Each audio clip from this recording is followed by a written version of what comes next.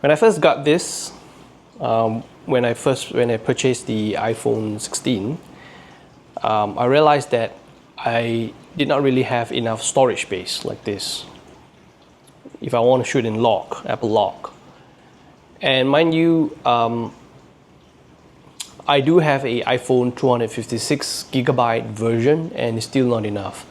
And I believe even if I were to get the 512GB version, I will still run out of space, because this has a lot of photos, has a lot of videos, has a lot of my journal entries. It just has a lot of data in this. So that's where an SSD enclosure like this comes into play here. Now, I got this because it's MagSafe, so you can just snap onto your phone like that. And when you don't need it anymore, you can just snap it off. So very easy and very convenient. And I got the version that's considered the Pro version, which has 2 additional ports here, right? So this port goes into your phone. This port is for additional power. Yeah, focus on this. Focus on this. So this one for additional power, and you have another port up here if you like to hook up additional things like a wireless microphone receiver onto your phone, because your phone only has one USB-C slot, right? So this acts as a hub, not just an SSD enclosure, but it's also a hub, right? So when I first got this, I got the Western Digital 1TB SSD, and I had a problem with it. So like I mentioned before, when I first got this, I used the Western Digital 1TB version, and that actually is a version of SSD that consumes quite a bit of power. So when you plug it into the phone, it will say that the accessory is not compatible with the device.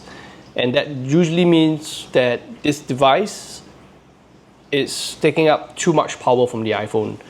And as a way of protecting the phone circuitry, it would sometimes disconnect the SSD from the phone, which is bad. So I did a little bit of research and found that different SSD have different power consumption.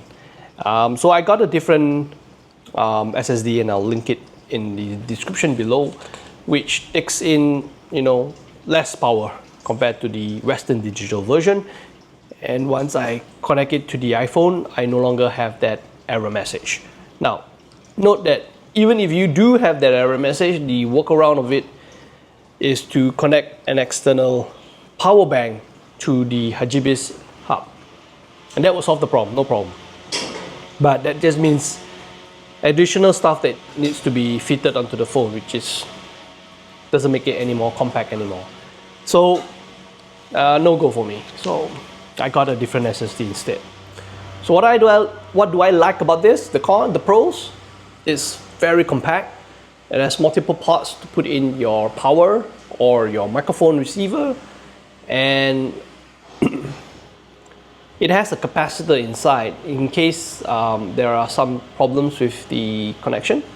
Sometimes you lose power and you lose footage. There's a capacitor in here to make sure that it preserves the connection.